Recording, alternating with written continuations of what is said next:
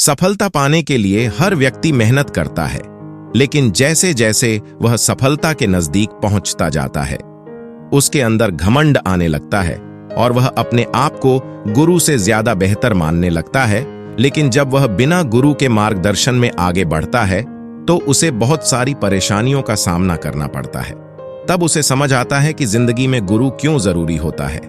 आज की कहानी भी इसी पर आधारित है, तो चलिए शुरू करते हैं आज की कहानी। एक बार की बात है, एक गांव में एक कुम्हार रहता था।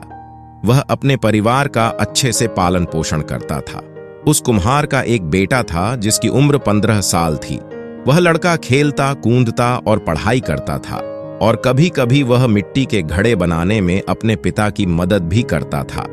जब वह लड़का घड़े बनाता था तो पहले वह घड़ा अपने पिता को दिखाता और पूछता कि पिताजी घड़ा कैसा बना है। तो उसका पिता देखता और बोलता, घड़ा तो अच्छा बना है, लेकिन इसमें एक कमी है, उसको ढूंढो और ठीक करो। तो लड़का उस घड़े को और अच्छे से देखकर उसमें सुधार कर देता और हर बार जब लड़का घड़ा बनाता तो वह हर बार अपने पिता से पूछता कि पिताजी घड़ा कैसा बना है, और उसका पिता घड़े को देखता और बोलता, घड़ा तो अच्छा बना है, लेकिन इसमें एक कमी है, उसको ढूंढो और ठीक करो। हर बार कुम्हार यही बोलता तो लड़का उस घड़े को दोबारा से देखता और फिर उस घड़े को और अच्छे से गोलाई देता। अब धीरे धीरे वह लड़का इसी तरह घड़े बनाने लगा और अपने पिता से पूछता तो कुम्हार उसे वही जवाब देता कि इसमें थोड़ी कमी है, देखो और इसमें सुधार करो। और लड़का उसे देखकर ठीक कर देता और अच्छे से उस घड़े को गोलाई देता। और ऐसा होते होते एक समय ऐसा आया कि बाजार में उस लड़के का घड़ा 500 रुपये का बिकने लगा और उसके पिता का घड़ा 400 रुपये में बिकता। कुछ दिनों ऐसा ही चलता है और लड़का घड़ा बनाते समय फिर अपने पिता से पूछता है कि पिताजी घड़ा कैसा बना है। तो पिता फिर वही जवाब देता है कि घड़ा तो सही बना है, बस थोड़ी सी कमी है, देखो और उसे सही करो। जैसे ही पिता ने ये बात बोली तो वह लड़का अपने पिता से बोलता है कि आप हमेशा यही बोलते हो, आपको कुछ नहीं पता। मेरा घड़ा मार्केट में 500 का बिकता है और आपका 400 का। मेरा घड़ा अच्छा बना है, आप हमेशा कमी निकालते हो। तो पिता चुप हो जाता है और फिर बोलता है कि ठीक है बेटा, तुझे जैसा अच्छा लगे बना। और फिर पिता अपने काम में लग जाता है और लड़का अपने काम में लग जाता है। अब धीरे धीरे उस लड़के के घड़े कम बिकने लगते हैं, इसलिए उसको अपने घड़ों का दाम कम करना पड़ता है, लेकिन उसके पिता के घड़े अब भी 400 के ही बिकते रहते हैं। ये सब देखकर लड़का हैरान होने लगता है कि ये क्या हो रहा है। कुछ दिनों के बाद उसके घड़ों के दाम और कम होने लगते हैं तो वह परेशान हो जाता है। और कुछ दिनों के बाद परेशान होकर लड़का अपने पिता के पास जाता है और सारी बात बताता है। उनसे बोलता है कि पिताजी, अब मेरे घड़े कोई लेता ही नहीं है, ऐसी क्या बात हो गई है।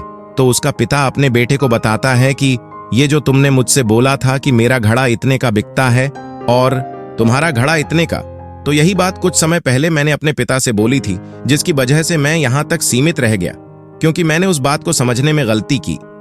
लेकिन तुम इस बात को समझ लो, जिंदगी में बहुत काम आएगी कि जब हम कोई भी काम करते हैं तो उसमें कुछ न कुछ कमी रह ही जाती है और उस काम को और अच्छे से किया जा सकता है। इसीलिए कभी संतुष्ट मत होना, हमेशा सुधार के लिए सोचना, क्योंकि हम हमेशा पहले से बेहतर कर सकते हैं, अपने काम को और अच्छे तरीके से कर सकते हैं। और हमें छोटी सी सफलता पर घमंड नहीं करना चाहिए और न ही किसी को नीचा दिखाने की कोशिश करनी चाहिए। इस कहानी से हमें कई सीख मिल सकती हैं, बस आपका नजरिया सीखने वाला होना चाहिए। जो हमारा गुरु होता है वह हमेशा हमें आगे बढ़ाने का प्रयास करता है और जो गुरु बोले उस बात को मानकर काम करना चाहिए। लेकिन गुरु भी सोच समझकर बनाना चाहिए। हमें कभी भी अपने आप में संतुष्ट नहीं होना चाहिए। किसी काम को और अच्छा कैसे कर सकते हैं, इस पर ध्यान और लगन से काम करना चाहिए। किसी भी काम में कभी भी हमें घमंड नहीं करना चाहिए, क्योंकि जब घमंड आता है तो हमारे सोचने समझने की शक्ति को खत्म कर देता है। जैसा कि इस कहानी में बताया गया है कि हमें कभी भी संतुष्ट नहीं होना चाहिए, बल्कि अपने काम को हमेशा और बेहतर तरीके से करने का प्रयास करते रहना चाहिए। चाहे आप कोई भी काम करते हो, जब तक आप अपनी गलतियों से सीखते रहेंगे और अपने काम को और बेहतर करेंगे। लोग तभी बर्बाद होते हैं जब वह सीखना और बारीकियों पर ध्यान देना बंद कर देते हैं, क्योंकि सीखना बंद तो जीतना बंद। हमें उम्मीद है आज की कहानी आप लोगों को पसंद आई होगी। कहानी पसंद आई हो तो दोस्तों के साथ शेयर करें, वीडियो को लाइक करें और हमारे चैनल को सब्सक्राइब जरूर कर ले ताकि नई कहानियों को अपडेट आप लोगों को मिलती रहे। चलिए फिर मिलते हैं नई कहानी के साथ, तब तक अपना ख्याल रखें। वीडियो देखने के लिए धन्यवाद।